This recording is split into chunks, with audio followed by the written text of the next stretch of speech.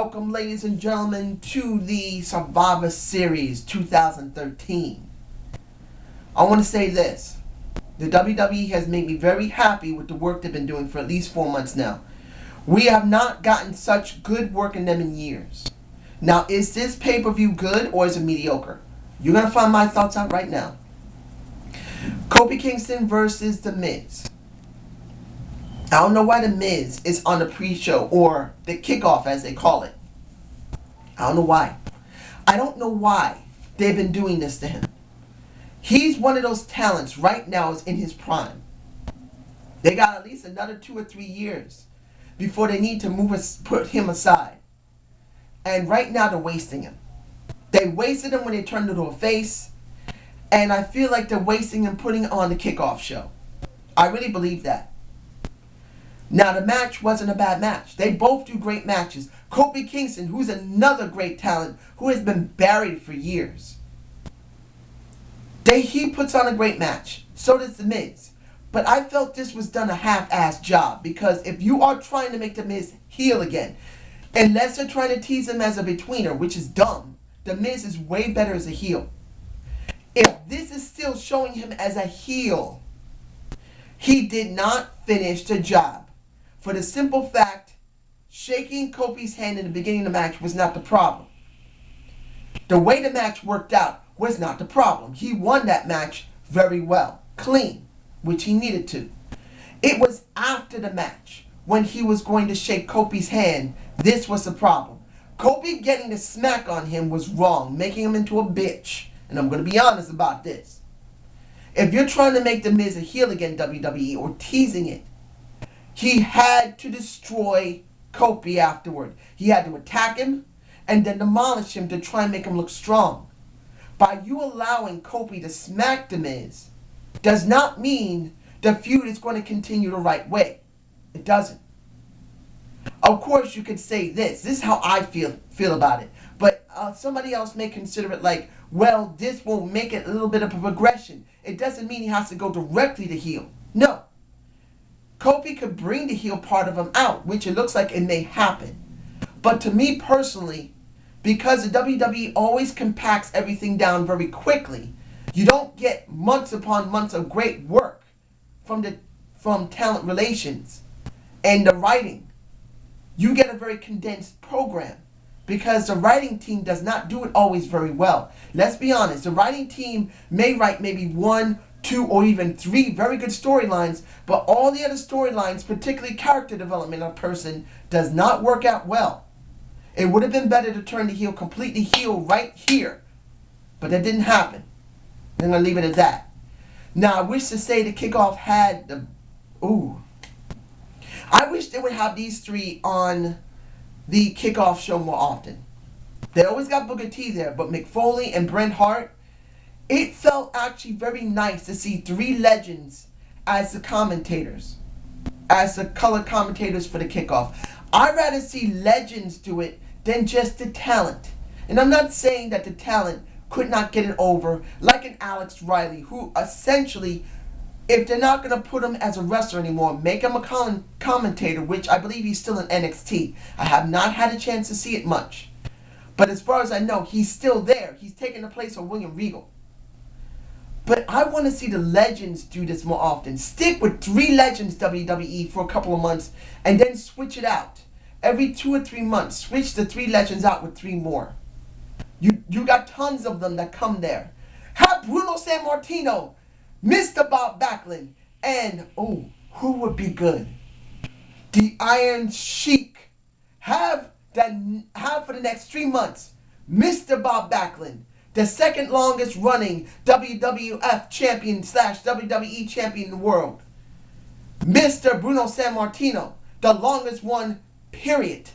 And the Iron Sheik, who helped usher in Mr. WrestleMania. And I'm not talking about HBK. I'm talking about, well, you know something, brother. I am the one who had made not the Attitude Hour, but the golden era of professional wrestling. Sorry for the botch, but I got a little excited. That's what I would love to see. Have 3 at a time. Legends do the commentating once a month. I would like it 3 months out of it. I don't know about anybody else, but you guys tell me down below. I enjoy Booker T working with Mick Foley and Bret Hart. Bret Hart's not a great talker. We know that. But Booker T, who is an extremely colorful talker, more than made up for him, and the best talker of the bunch, and I'm not taking anything away from Booker T, Mick Foley is the best talker I know of. He is. Booker T is easily a second place. And Bret Hart's a distant third. He's just not a great talker. He always worked in the ring. That was his talking. Now, I'm going to start the matches. The match, I believe, that should not have happened. Biggie Langston versus Curtis Axel. Why, WWE? Why did you do it? You could have allowed Biggie Langston to have this match and win. It would have made the pay-per-view way more stronger than it was. This actually brought it down for me. I like Biggie Langston. I'm not a huge fan, but I like him. But the problem here is this. You taking a man who is scheduled to win this championship belt, and you let him win it the week before the pay-per-view, really doesn't have the same strength. When you looked at that last Raw, people were up in arms, happy as hell. They were demanding more from Biggie Langston. But we didn't get that. We didn't get it here. We got a defense. And it just didn't feel right. It would have been better for him to win this and then defend it on that Raw, which would have been even more stronger of a impact. Now, the little bit that Biggie Langston did at the end, trying to pander into the Boston crowd, who won the World Championship for baseball. Ooh, I know John Cena was happy. I know that man will bleed the colors of the Boston Red Sox, baby. But that would have been stronger when he won for the first time, but that didn't happen. Now, I brought up John Cena. Might as well get it over with right now. ADR versus John Cena. It was a damn good match. It was the third match of the night for me, personally. It was third in line. John Cena did a good job. So did ADR. But here's the problem for me when it comes to this. This is like a repeat of the last match he had when he won the World Championship. Not a bad match. The crowd loved it. But I'm seeing about the future. Where does he go from here? Well, because they buried Damien Sandow, I don't know if they're going to get a match out of him like that.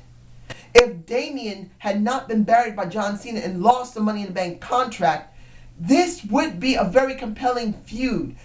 John Cena versus Damien Sandow for the World Championship. No, we're not getting that. Of course, we can get it later, but it doesn't have the same effect as it did almost a month ago. It won't. Now that Damien Sandow cashed in, he's lost his shot. And the problem here is that he has not been consistently being allowed to win. So he can be able to be a real credible threat to John Cena. Does this mean he won't try and go after it now? No. But it just doesn't feel the same. John Cena did a great showing. And I'm happy he won. Understand this. Super Cena is always going to be Super Cena. There is no problem with that. We may not like it. We may hate it. But it happens. But being in the World Championship actually makes it more palatable. He's not in the not in the WWE Championship. This is where you bring people up for Cena to test to see if they can do the job. I know that Cena may knock him down really badly, but still, if the people still like them even when they're knocked down, no matter if they're heel or face, it's great. We need it. Now, moving on to the traditional 5-on-5 Survivor Series tag. Rey Mysterio with Usos and Brothers Rhodes versus The Shield and the Real Americans. Two people shined in this match. Two. Antonio Vazado and Roman Reigns. Antonio at first, but Roman Reigns ended it. Dominant. Now, I wish to say this about Real Americans. I know people are going to probably say, dude, it's crazy. Forget about it. No one's going to ever care about them like that. But I'm saying this because I'm seeing it for one person. That's Antonio. Right now, I feel, personally, the Real Americans are going against the grain. They are. The people actually like "We the People" now. They do. They like it. They want to cheer it. So at this moment in time, for Antonio Cesaro to really get over, they need to flip them the face now. They really need this. Antonio with the Antonio swing and Zed Coulter with his banter really makes it so I feel that they can truly turn face now. They could actually flip face and it would probably work. Being patriots is not a bad thing, ladies and gentlemen. I just believe that at this moment in time, it could actually work. And seeing Zed twerk, what the fuck? He threw out his back. But what was worse, seeing Cody twerk. Oh man, and then Goldust scared out of his mind seeing his brother twerk in front of his ass. Roman Reigns, I'm going back to him, truly made the ending of the match with Rey Mysterio. When you see Rey get speared out of his boots, along with several others, along with Cody Rhodes, along with one of the Usos, I can't remember the other person, but I think it was both, no, it wasn't both Usos that got speared. But I remember 3 of them. Very good. Wow. Roman Reigns, 1 year ago, was just coming in from NXT, and now he's been put in a prominent position where he could literally be thrusted into the main event within the next 6 months. This was a big spot for him. This is something I'm happy to see, and I wish to say the Sled Daddy said it clearly that in one of his videos saying, who are the future of the WWE? Roman Reigns is one of them. Cody Rhodes is another. I want to see those two grow. And seeing Roman Reigns win made me happy. Now, let's move on to the Divas in the 7-on-7 tag. Total Divas is the reason this is done. Is that a bad thing? No. They brought more people to the product. The reason I sighed is because my Naomi did not win. She was not left standing. I love my Naomi. You know, I bleed for that woman. I love that woman. I love her. Knowing that she got some fungus on her foot because of her boyfriend, John, makes me a little pissed. John, you better make sure you take care of your feet, dude. I am not happy about that. Don't you dare contaminate my woman. But when you look at this match, 4 women were highlighted. JoJo, Tamina, it was Naomi, and who was the last one? Summer Rae. The reason I kind of forgot about it because it was all kind of a big mesh of women. I'm not a big fan of the Bellas. I'm not. But they did a decent showing. But these 4 women did a very good showing. Naomi opened the show. Tamina was near the end of the show. She should have already gotten the championship. You got Summer Rae dealing with Nikki Bella. She looked way more interesting to me than Nikki. She did. And then there was JoJo, little JoJo. That gorgeous little girl. Oh man, it's not fair. She's so young. Damn it, man. The crowd really wanted to see JoJo in the ring. She did a good showing against Tamina. She did. I wish she was way older than 20. It's not fair. But then, actually, Randy Orton's dating her. So it's like, what the fuck? I'll date her. But anyway, it was Natalya who won, and that was over AJ. I don't know what's going on after that. I really don't care. But those 4 women are ones who were spotlighted here. Now, the match that I'm going to talk about now will be the Wyatts, Eric and Luke versus Punk and Daniel Bryan. This is just to get Daniel Bryan and CM Punk something to do. I believe that Daniel Bryan and CM Punk are now becoming tag team partners. It's obvious. There are 2 reasons. One, they don't have any room for them in the new program that's going on. This is my guess. It's one of 2 things. That's one of them. And they got to give them something to do. So they're going to stick them as a tag team for a little while until they have something for them to do. 2, they believe that they should win the tag team championships and kind of get Daniel Bryan a little bit more over. Because they probably think he's still not over enough, which I believe he is. These are one of the 2 things I believe. They just got nothing. I believe they don't have anything for CM Punk and Daniel Bryan to do right now, so that's the reason why I stuck them as a team. Now, the match was good. But I believe now that maybe it's Daniel Bryan that is going to go up against Bray Wyatt. And Bray Wyatt is another person just like Daddy had talked about as the future. And I do agree with him. He is a very unique character. I really believe being Barry Windham's, I think, grandson. Or son, actually. I can't remember. For some reason, I'm blanking.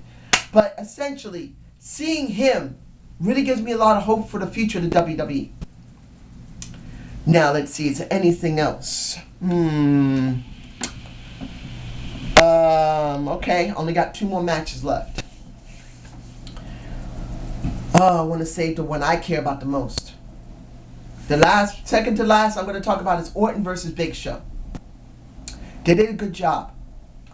I like how the work was done, and Big Show slapped the hell out of Randy Orton. Now, his chest was totally red. The crowd loved that shit. They did. But I have to admit how the crowd was in Boston at certain points during the matches. When it was Daniel Bryan and CM Punk, it went up. When it was John Cena, before that, it even went higher with those 2. But by the time it reached Orton and Big Show, it kind of plateaued. Then it went up a little bit, but I think the crowd was kind of burnt out a little bit by the time of the last match of the night. That's how I feel about it. But it doesn't mean they weren't still cheering. What do we get in the end? Big Show knocks the hell out of Randy Orton, was about to get his championship. Then, the King of Kings, Triple H, plays his music to distract the Big Show, and then the Big Show gets the RKO. And what do we get? Mr. RKO wins. But then a question. What the hell happens now to Mr. RKO dealing with John Cena? Because he comes out from the back holding up the title, and it makes you question, are they just going to have a champion versus champion match, or champion versus champion feud, or are they going to try unification? I do not believe they're going to unify the championships. At one time I did. But what would it prove to unify the championships now? Not much. They need it for the 2 brands. They need this separation. I know the brands have basically merged in a sense, because the champion on one side now goes to the other side.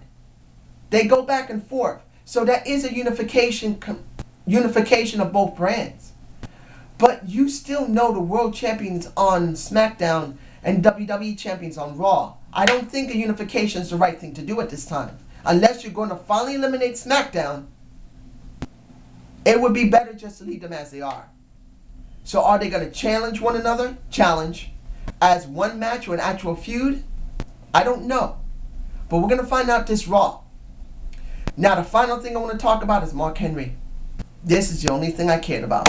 I mean, I love everything else. Everything was pretty good, and this was a good B show. It was solid. It spotlighted a lot of people. But the thing I care about the most is Mark Henry. When Ryback came out and said simply, I'm Mark Henry. No. You see how epic this is because I'm botching. Simply, Mark Henry was called out by a Ryback because Ryback had no one to challenge. Seeing him bald, shit, he was terrifying. He looked like a mad motherfucker. But there was 2 things wrong. The crowd was not totally into the beginning and in the middle of the match.